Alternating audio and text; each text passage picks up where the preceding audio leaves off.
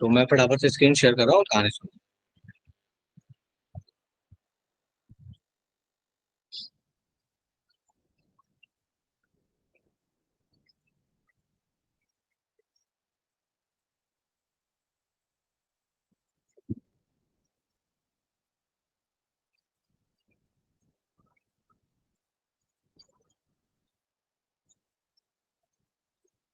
चलिए, तो ये आपके पास क्वेश्चन है। कहता है कि बताइए in which of the following graph shown in the adiabatic process. ठीक है, बोलता है कि बताइए इनमें से कौन से ग्राफ में, तो दोनों में से फर्स्ट या स्क्रीन शो नहीं हो रहा है।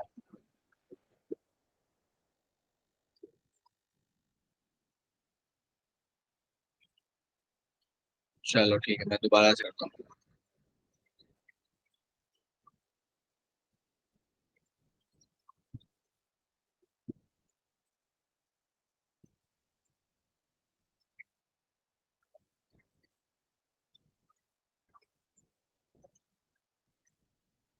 एक मिनट रुक जाओ। सर हो रही है। काफी लेट हुई है शो, एक्चुअली शायद इंटरनेट भी थोड़ा स्लो चल रहा है, मे बी इसलिए। कोई बात नहीं, ठीक है, अभी हो रहा है ना।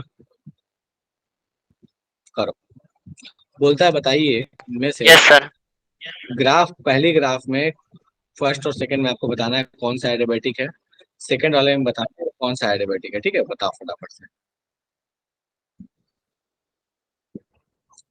ठीक है, सोचो विचार करो कैसे होगा।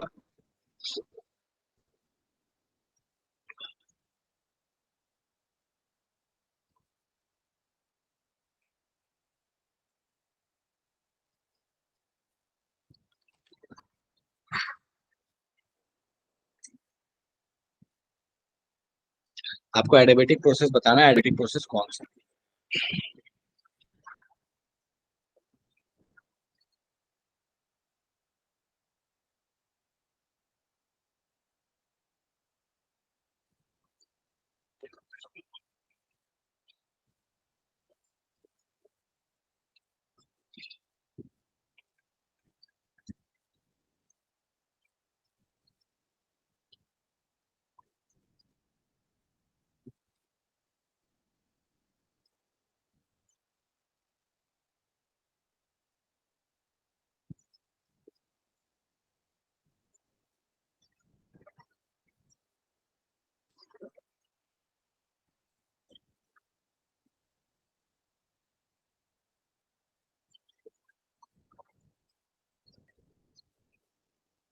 चलिए ठीक है, देखते हैं।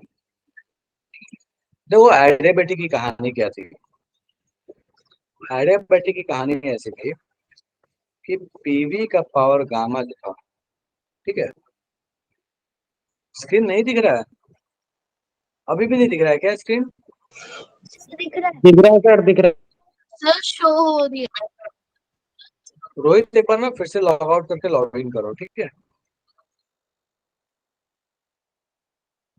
ये कांस्टेंट है, ठीक है।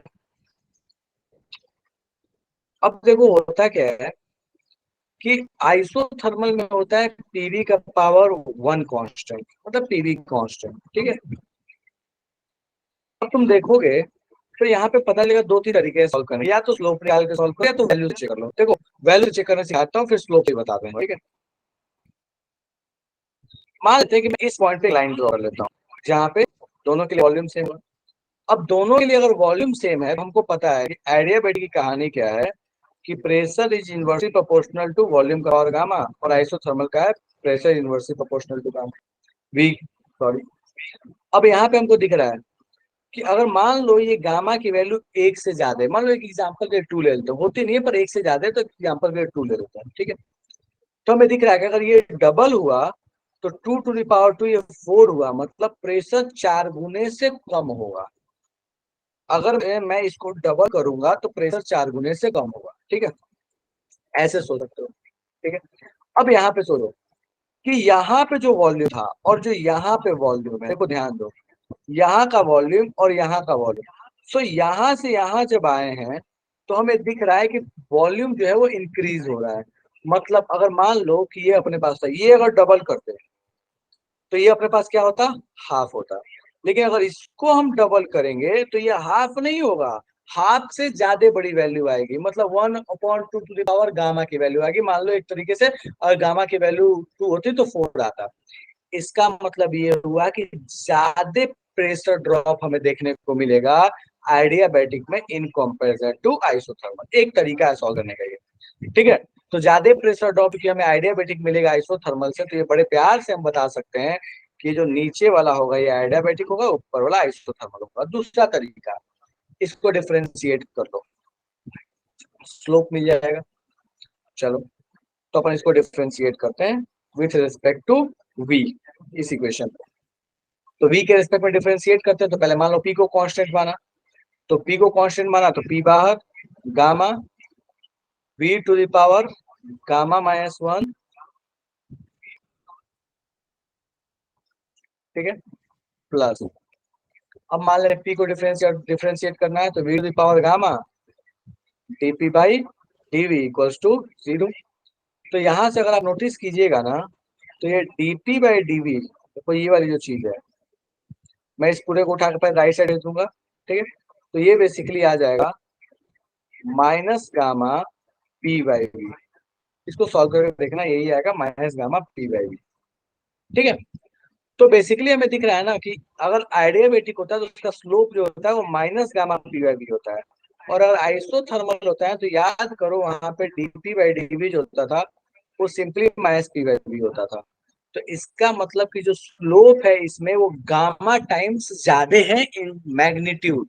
क्योंकि गामा टाइम्स मैग्नीट्यूड में ज्यादा है, तो इस वजह से भी हम यहाँ पे लगा के बोल सकते हैं लॉजिक कि भैया यहाँ देखो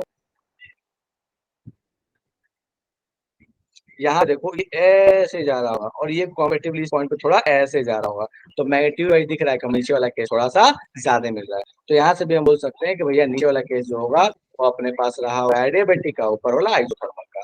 सेम ऐसे आप इसमें भी आ सकते हैं।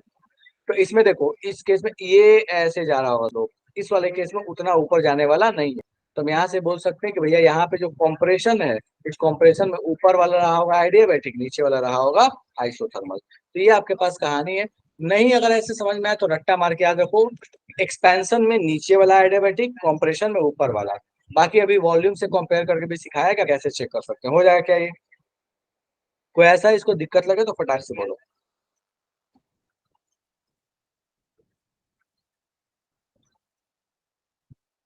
डन है, चलो बढ़िया। बस आज थोड़ा सा पढ़ाई करेंगे, मतलब बिल्कुल तबीयत डाउन है, मन नहीं कर रहा पढ़ाने का। शायद साथ में मैं छोड़ दूंगा। चलिए नेक्स्ट आते हैं अपन इंथैल्पी पे।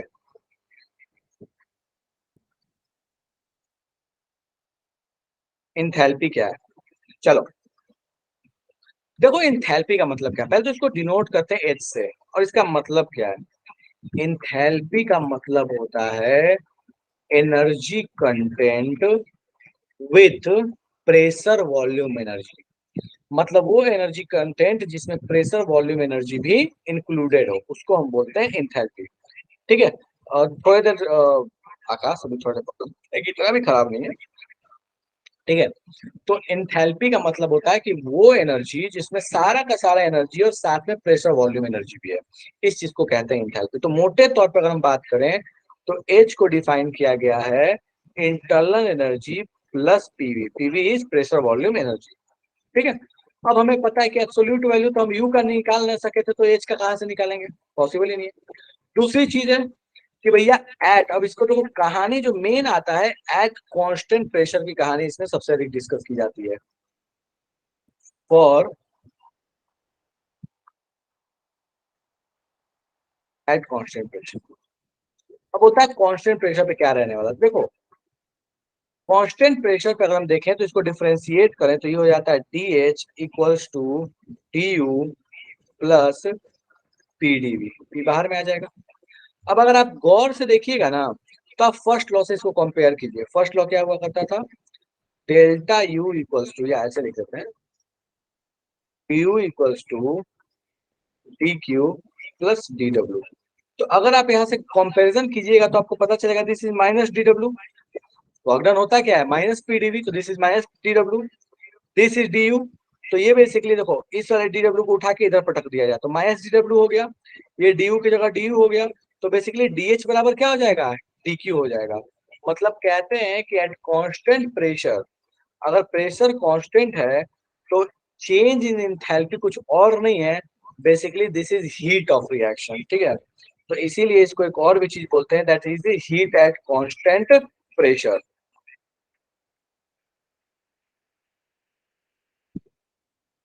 जैसे इंटरनल एनर्जी के लिए हम बोला करते थे कि अगर अपने पास आइसोकोरिक प्रोसेस है तो उसमें डी डब्ल्यू जीरो, तो डी क्यू बराबर क्या हो गया, डी डब्ल्यू।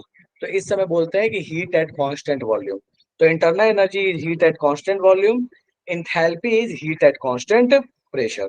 ठीक है, तो डीएच के लिए बोल देते हैं that is heat at constant pressure. अब बात कहता है इसका फॉर्मूला क्या होगा, चलिए जरा इसमें आगे बात करते हैं। तो हम यहाँ लिखते हैं D H equals to N C V D T, already हमें पता है एनसीवीडीटी डीयू होता है, प्लस वर्क डन को लिख सकते हैं पी, अपने पास पी डेल्टा भी था। अच्छा पी डेल्टा भी या पी डीवी था, हम उसको एनआरडीटी भी तो लिख सकते हैं ना, पीवी इक्वल टू एनआरटी होता है, दोनों तरफ डिफरेंशिएट किया, पी कांस्टेंट था ये डीवी हो गया, ये कांस्टेंट ये डीटी हो जाएगा। तो हम चाहे तो हम इसको लिख सकते हैं एनआरडीटी। अब आप गौर से देखिए तो आपको यहाँ पे दिख रहा होगा कि भैया दोनों में एन तो कांस्टेंट है, डीटी भी कांस्टेंट है, तो ये आपके पास हो गया सीवी प्लस आर, ये किसके बराबर हो गया, डीएच के बराबर। और ये जो सीवी प्लस आर है इसी चीज को हम कहते हैं दैट इज सीपी। तो अपने पास फॉर्मूला आ गया एन सीपी डी। ये किसका फॉर्मूला आ गया, डीएच का। ठीक है, तो change in enthalpy equals to होता है एनसीपीडीटी। अगर कोई गैस ले लिया, ये सारी कहानी इन गैस के बारे में पढ़ना है कि कोई गैस ले लिया, कोई एक्सपेंड कर रहा है, कॉन्ट्रैक्ट कर रहा है, तो कहानी। लेकिन अगर रिएक्शन होगा तो कहानी बिल्कुल बदल जाएगा। और डीएच की जरूरत ही पड़ी रिएक्शन की वजह से, क्यों, क्योंकि बहुत सारे ऐसे रिएक्शंस होते थे जहां लेते तो थे हम सॉलिड, बन जाता था वो गैस। तो भैया वो गैस जब बन गया तो गैस बनने के टाइम में प्रेशर वॉल्यूम के फॉर्म में भी उसमें एनर्जी स्टोर हो जाती है। तो इस वजह से सिर्फ इंटरनल एनर्जी से काम नहीं चलता था, इसीलिए हमें जरूरत पड़ी थी डीएच की, दैट इज चेंजिंग इंथैल्पी की। बाकी इंटरनल एनर्जी के चेंज से तो तब तक काम चल जाता था जब तक सॉलिड लिक्विड था। इनफैक्ट अगर शॉर्ट में कहा जाए तो फॉर सॉलिड या लिक्विड, सॉलिड लिक्विड के लिए आप चाहे हीट बोलो, चाहे चेंज इन इंटरनल एनर्जी बोलो, और चाहे डेल्टा एच बोलो। अगर आप हीट नहीं बोलना चाहते तो कोई दिक्कत नहीं है, ठीक है, क्योंकि यहाँ पे भी जरूरत हम बहुत कम इस्तेमाल करते हैं। लेकिन सॉलिड लिक्विड के लिए चेंज इन इंटरनल एनर्जी और चेंज इन एंथैल्पी हमेशा बराबर होता है। क्यों, क्योंकि भैया वहां प्रेशर वॉल्यूम का कोई भी रोल नहीं है, और अपने लिए एक्चुअल काम की चीज होती है दैट इज एंथैल्पी। डन है क्या ये, चलेगा? Yes, कोई ऐसा sir. इसको यस एंथैल्पी सर। क्या है, इसमें दिक्कत है, समझ में नहीं आओ, चलो बढ़िया। तो इस क्वेश्चन को फटाक से सॉल्व करने का Yes. प्रयास कीजिए, प्यारा सा मासूम सा क्वेश्चन है, सॉल्व करने का प्रयास करो। कहता है कि बताइए एक आइसोबारिक प्रोसेस है जिसमें ratio of heat supply D Q और work done D W for diatomic gas आपको बताना है। डी क्यू और डी डब्ल्यू के लिए आइसोबारिक प्रोसेस में क्या रेशियो होगा, शुरू हो जाओ। बस ये हेल्प करता हूँ कि आइसोबारिक है मतलब वहां डी क्यू की जगह डी एच भी लिख सकते हैं, अभी जस्ट आपको बताया था।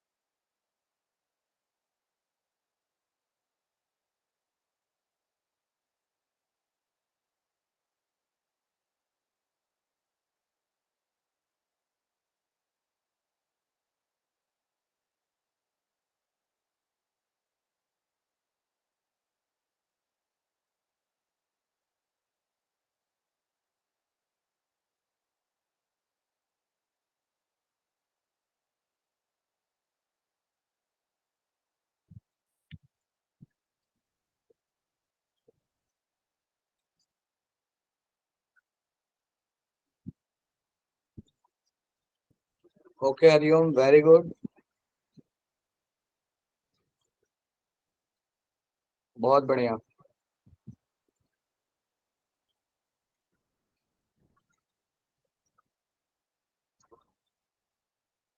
देखते हैं।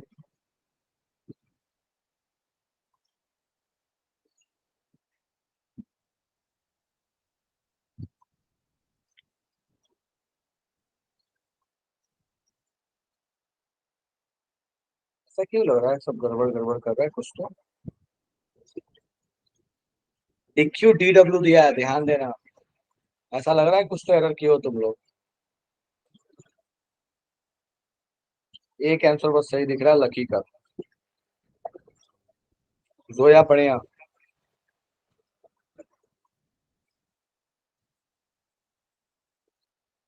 ट्राई कीजिए अच्छे से। गड़बड़ कर रहे हैं आप लोग।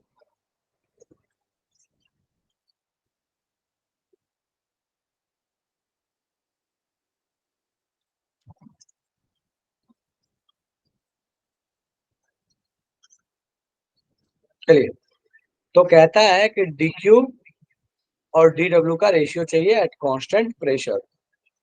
कांस्टेंट प्रेशर है तो DQ का मतलब हो गया DH, कुछ अलग नहीं है, ठीक है। और आपके पास नीचे क्या आ गया, that is DW। D DH को आप क्या लिख सकते हैं, NCPDT। और DW को आप क्या लिख सकते हैं, PDV माइनस PDV। अच्छा, माइनस PDV को आप चाहें तो एक मैग्नीट्यूड में बात करें, क्योंकि रेशियो बोला मैग्नीट्यूड में ही बोला है, तो आप इसको NRDT भी लिख सकते हैं, कोई दिक्कत नहीं। बेसिकली ये किसका रेशियो है, CP/R का। डाई एटोमिकली CP क्या होता है, that is N7/2R divide by R। ये कैंसिल हो गया, आंसर विल बी 7/। कहाँ पे आप, इतना गड़बड़ कैसे हो रहा है भाई। प्यारा सा क्वेश्चन था, सॉल्व होना चाहिए। चलो ठीक है, कोई बात नहीं। तो ये आपके पास कहानी हो गई कि आप किस तरीके से निकालिएगा इंटरनल, सॉरी, इंथैल्पी चेंज, ठीक है। चलो, नेक्स्ट कहानी कहता है, for any reaction involving gas. देखो, अभी तक जो हम पढ़े हैं उसमें कोई रिएक्शन नहीं होता था, उसमें गैस होता था। कंप्रेस किया, एक्सपेंड किया, वर्क डन किया, वर्क डन नहीं किया, जो किया, पर एक गैस होता था। अब हम बात करने वाले हैं एक रिएक्शन के बारे में जिसमें गैस इंवॉल्व होगी। अब रिएक्शन होने वाला है, तो उस केस में क्या कहता है कि यहाँ पे एक बड़ा इंपॉर्टेंट फॉर्मूला होता है, that is relation between delta H and delta. याद रखिएगा, ये फॉर्मूला आप तभी लगाइएगा जब रिएक्शन हो रहा, बिना रिएक्शन के फॉर्मूला नहीं लगाना है।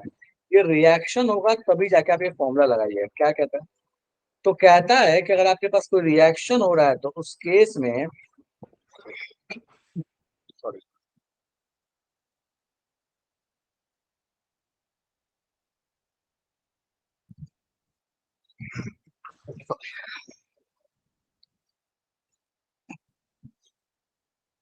कहता है कोई रिएक्शन हो रहा है तो that is delta H equals to delta U plus जो आपके पास PV आया था।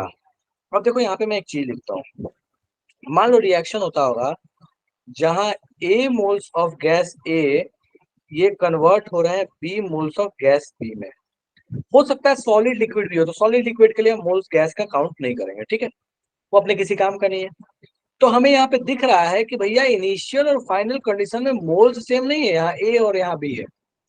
तो आप यहाँ पे PV के जगह डेल्टा P, अगर मान लीजिए PV जो आपका वर्क डन होता है, मैं यहाँ NRT लिखता हूँ, अगर मैं दोनों साइड डिफ्रेंशिएट करूं तो मुझे एक बात पता चल रहा है कि चलो ये तो PDV हो जाएगा, लेकिन यहाँ पे चूंकि मोल्स बदल रहा है इसलिए इसको NRDT नहीं लिखेंगे। और इस केस में हम ये भी मानते हैं कि टेम्परेचर अपना कांस्टेंट है, टेम्परेचर बदल नहीं रहा है। तो अपने पास बेसिकली यहाँ जो N जो होगा ये बदल रहा है, इसलिए यहाँ PDV के जगह पे एक्चुअली क्या हो जाता है, ये हो जाता है RTDN। DN लास्ट में लिख लिया, डिफरेंशिएशन ऑफ मोल्स। तो बेसिकली यहाँ PDV नहीं लिखे, यहाँ क्या लिख रहे होते हैं अपन, दैट इज RTDN। Pn। अब चूंकि डेल्टा यूज किया तो RT डेल्टा एन। तो इस बात का हमें ध्यान रखना है कि जब कभी रिएक्शन आ जाता है तो रिएक्शन के केस में हम बोलते हैं कि डेल्टा H और डेल्टा U का जो रिलेशन है वो इस तरीके से आएगा, that is delta H equal to delta U plus RT delta LN delta N। यहाँ पे PV का कोई रोल नहीं आने वाला है, PV वाले क्वेश्चन आपको ना के बराबर मिलेंगे, ठीक है। अब इसमें बड़ा फेमस टाइप का क्वेश्चन बनता है, क्वेश्चन मैं यहाँ लिख देता हूँ। कहता क्या है, in which of the following reaction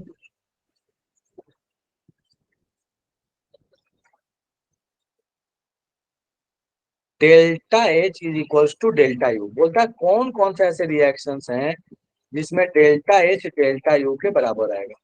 सीधा सा मतलब है कि डेल्टा H डेल्टा U के बराबर होने का मतलब ये है कि आपके पास यहाँ पे डेल्टा, देखो T जीरो होगा नहीं, R जीरो होगा नहीं, मतलब डेल्टा N जीरो हो जाए। और डेल्टा N भी किसका, गैस का। तो बहुत बार देखो डेल्टा N या डेल्टा NG, याद रखिएगा this is for only gas, क्योंकि पीवी को हमने रिप्लेस किया था तो गैस के लिए सिर्फ एप्लीकेबल होगा, ठीक है। चलो ऑप्शन लिख रहा हूं मैं यहाँ पे।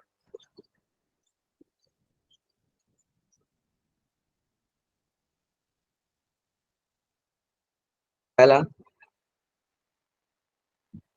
PCl5 गैस ब्रेक हो रहा है, PCl3 gas plus Cl2 gas.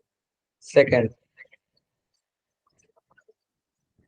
NaOH aqueous plus HCl gives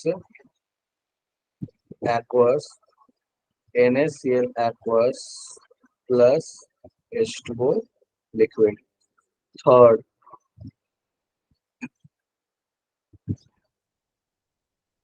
Cl2 gas plus H2 gas gives 2HCl gas। Fourth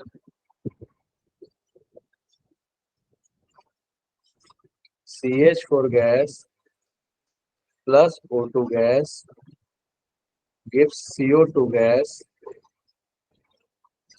साथ में H2O लिक्विड।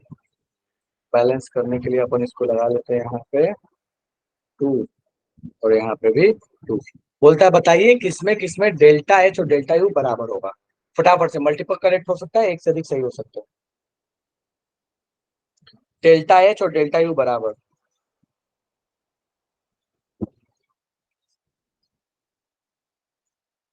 वो सारा केस जिसमें डेल्टा एन की वैल्यू 0 होगी। डेल्टा एन का मतलब हुआ moles of gas in product minus moles of gas in reactant. अगर लगता है कि ये नहीं समझ में आया है या ये क्या है तो मैं यहाँ और इसको डिटेल्स में लिखता हूँ। इसका मतलब हुआ moles of gas in product minus moles of gas in reactant. याद करो ये हमने इक्विलिब्रियम में भी सेम काम किया था, कोई नई बात नहीं है।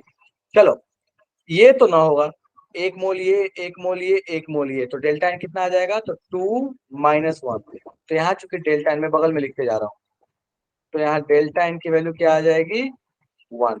ना होगा भाई साहब, सेकंड वाले केस में कोई गैस नहीं है, ना इधर ना इधर ना इधर ना इधर, इसका मतलब सेकंड वाले केस में डेल्टा एन की वैल्यू 0। थर्ड वाले केस में 2 मोल इधर, 1 मोल इधर, 1 मोल इधर, मतलब 2 मोल इधर भी, तो यहाँ पे भी डेल्टा एन की वैल्यू 0। और लास्ट वाले केस में देखो तो 2 मोल ये लिक्विड है, काउंट करेंगे नहीं, ये 1 मोल, ये 2 मोल, ये 1 मोल। तो यहाँ पे अगर आप ध्यान दीजिएगा तो आपके पास जो डेल्टा एन की वैल्यू आने वाली है दैट इज 1 - 3, दैट इज -2। तो हमको दो केस ऐसे दिखे हैं, दैट इज बी और सी, जिसमें डेल्टा एन की वैल्यू जो है वो 0 है। और आपको थोड़ी देर पहले ही बताया था कि लिक्विड और एक्वस या सॉलिड इन लोगों में डेल्टा एन या फिर डेल्टा एच और डेल्टा यू में कोई डिफरेंस नहीं है। देखो ये सारे के सारे लिक्विड या फिर एक्वस या फिर सॉलिड है, और इसमें प्रेशर का कोई रोल नहीं होता। जब प्रेशर का कोई रोल ही नहीं है तो इसका मतलब ये हो गया कि भैया आपके पास जो कहानी है डेल्टा यू हो और डेल्टा एच हो, इन दोनों की वैल्यू क्या रहने वाली है, सेम रहने वाली है। चलेगा क्या, मुझे फटाफट से बता दो, किसी को ये कहानी समझ में नहीं आई, जादू हो गया, जल्दी बताओ, अपन बात करेंगे फिर आगे बढ़ेंगे।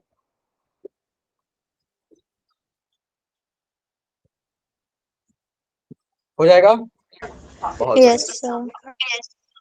चलो दो क्वेश्चन दे रहा हूँ इसी पैटर्न पर, फटाफट से सॉल्व करो।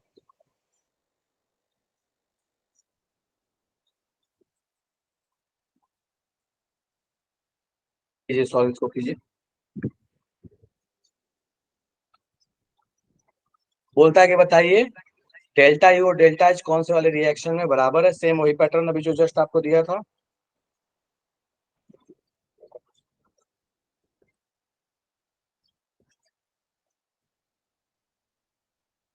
और नेक्स्ट क्वेश्चन ये, पहले ऊपर वाला क्वेश्चन का आंसर देना, फिर नीचे वाला क्वेश्चन। दोनों बच्चों वाला क्वेश्चन है, एलकेजी का क्वेश्चन है, फटाफट से सॉल्व हो जाएंगे।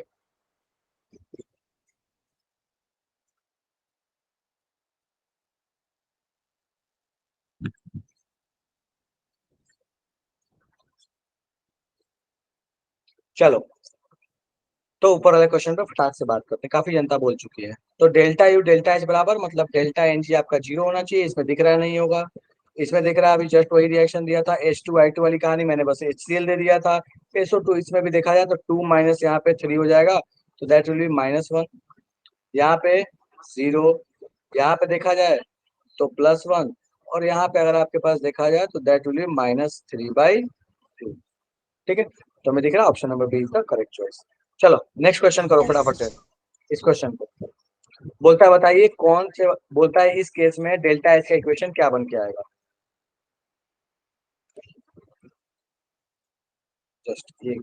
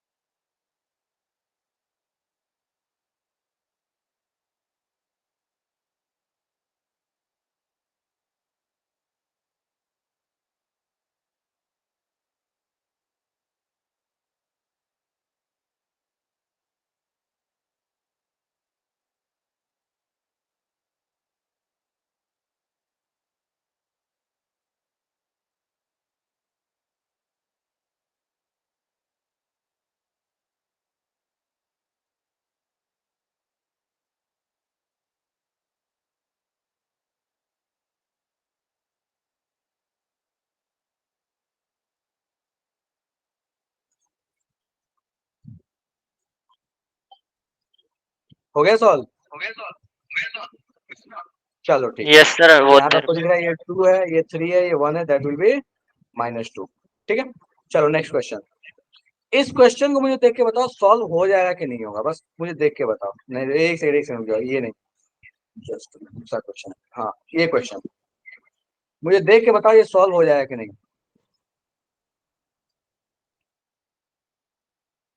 टेम्परेचर दिया है, डेल्टा यू दिया है, आपसे change in enthalpy delta H पूछा है। रिएक्शन मुझे देख के बताओ। हाँ, ये एक चीज दिया हुआ है कि 2 मोल्स इथीन रिएक्ट कर रहा है, मतलब आपको इसके मोल्स पता है, दैट इज 2। हो जाएगा ये, देख के बता दो मुझे यस सर। फटाफट। यहाँ अच्छा बताओ मुझे, इसमें बस ये चेक करके बता दो मुझे डेल्टा एन क्या लगाओगे तुम, फॉर्मूला लगाओगे जब, तो डेल्टा एच इक्वल टू, चलो डेल्टा यू तो दिया, फटाक से पुट कर लोगे। डेल्टा एन जी में डेल्टा एन जी की वैल्यू कितनी आएगी, बस ये बता दो, मैं समझ जाऊंगा सही से सॉल्व होगा कि नहीं होगा। बस डेल्टा एन जी की वैल्यू मुझे कैलकुलेट करके बता दीजिए कितना आएगा इसमें। -3। बोलो बोलो नहीं, डेल्टा एन जी की वैल्यू चाहिए मुझे।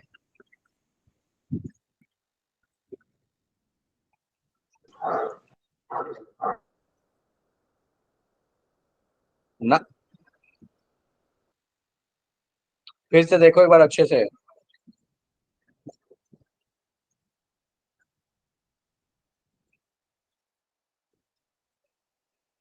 गुड, हरिओम। देखो ध्यान से, पहले तो ये तुमको समझना पड़ेगा कि ये जब 1 मोल था तो ये 3 था, और ये 2 था, ये तो काउंटेबल नहीं है क्योंकि लिक्विड है। तो हमको इस रिएक्शन के हिसाब से दिख रहा है कि डेल्टा एनजी जो आएगा वो 2 - 3 - 1, तो दैट विल बी -2। लेकिन -2 तो तब हो रहा है जब ये 1 मोल पार्टिसिपेट कर रहा है। एक्चुअली में कितना मोल इथीन लेना है? 2 मोल। तो अगर ये 2 मोल हो गया तो चेंज इन गैस का मोल्स कितना हो जाएगा? That will multiplied by 2, that will be -4। खोपड़े में गया क्या? Yes sir. हो जाएगा, अब घर पे सॉल्व हो जाएगा। यूनिट बस अच्छे से ध्यान रखिएगा, किलो जूल पर मोल दिया हुआ तो आप इसको अच्छे से ध्यान रखिएगा, तरीके से पुट कीजिएगा, बस बाकी कोई दिक्कत नहीं। किलो जूल दिया तो आप यहाँ पे भी जब लेके आइएगा तो आंसर जो किलो जूल में जूल में निकाल के 1000 से डिवाइड कर दीजिएगा, ठीक है?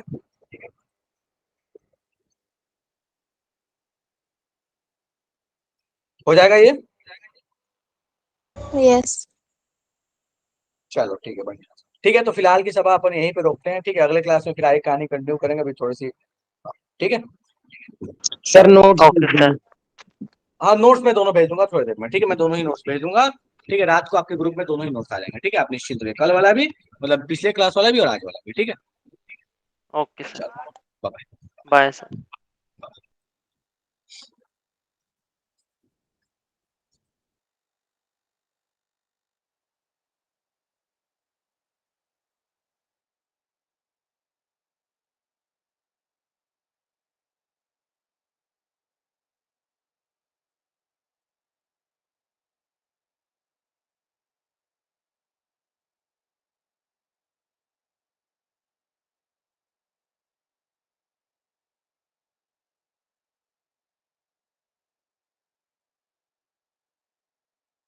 क्लास ओवर हो गई?